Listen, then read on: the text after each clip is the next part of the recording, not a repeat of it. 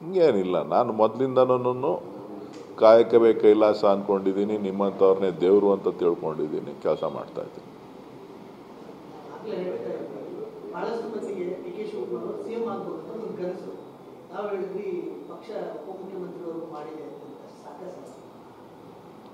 ಅದು ಪಕ್ಷ ತೀರ್ಮಾನ ಮಾಡಬೇಕು. ಡಿ ಕೆ ಶಿವಕುಮಾರ್ ಅವರು ಪಕ್ಷ ನಂಬಿದ್ದಾರೆ,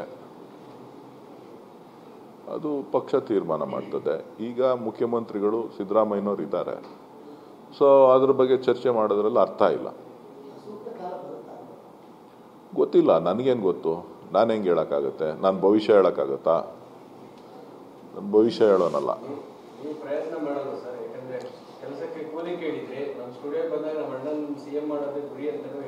ಹೌದು, ನಾನು ಈಗಲೂ ಹೇಳ್ತೀನಿ, ನನಗೊಂದು ಆಸೆ ಇದೆ ಅಂತ. ನನ್ನ ಆಸೆ ಬಗ್ಗೆ ನಾನೇನು ಮುಚ್ಚಿಡುವಂಥ ಪ್ರಶ್ನೆ ಏನಿಲ್ಲ. ಬಟ್ ಕಾಲ ಬರಬೇಕು, ಕಾಲ ಆಗತ್ತವೆಲ್ಲ ಎಲ್ಲ ಅವ್ರವ್ರು ಕೂತಿರುವಾಗ ಅವ್ರ ಗೌರವ, ಅವ್ರ ಘನತೆ, ಅವ್ರ ಬಗ್ಗೆ ಒಂದು ನಂಬಿಕೆ, ಜೊತೆಗೆ ಅವ್ರಿಗೆ ಸಲ್ಲಬೇಕಾದಂಥದ್ದೆಲ್ಲನೂ ಕೂಡ ನಾವು ಚಿಂತನೆ ಮಾಡಿ ಆಮೇಲೆ ತೀರ್ಮಾನ, ಪಕ್ಷ ಹೈಕಮಾಂಡ್ ತೀರ್ಮಾನ ಮಾಡ್ತೀವಿ.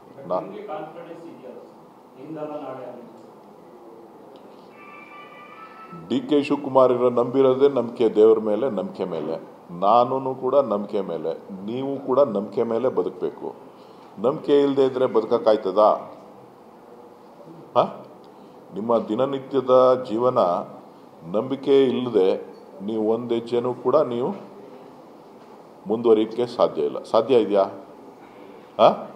ಯಾವುದೇ ವ್ಯಕ್ತಿ ಪ್ರಪಂಚದಲ್ಲಿರ್ತಕ್ಕಂಥದ್ದೇ ಯಾವುದೇ ಒಂದು ಜೀವ ಜಂತು ಯಾವುದ್ರ ಮೇಲೆ, ಆಧಾರದ ಮೇಲೆ ನಡಿಬೇಕು? ನಂಬಿಕೆ ಮೇಲೆ ತಾನೆ. ಆ ನಂಬಿಕೆ ಇಲ್ಲದೆ ಅಂತ ಇಲ್ಲ ಅಂತ ಅಂದ್ರೆ ಬದುಕೋದು ಹೆಂಗೆ? ನಾನು ನಿಮ್ಮನ್ನು ನಂಬಬೇಕು, ನೀವು ಅವ್ರನ್ನ ನಂಬಬೇಕು, ನೀವು ನಿಮ್ಮ ಬಾಸನ್ನು ನಂಬಬೇಕು, ನಿಮ್ಮ ಬಾಸು ನಿಮ್ಮನ್ನು ನಂಬಬೇಕು. ಹೌದಾ ಅಲ್ವಾ?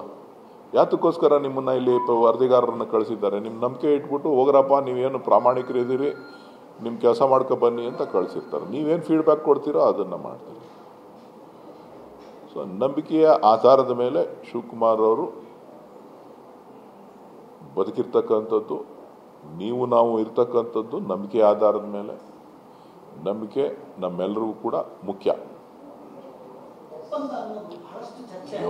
ಚರ್ಚೆ ಮಾಡೋಣ ನಡಿಯಪ್ಪ, ಟೈಮ್ ಐತೆ, ಸಾಕು.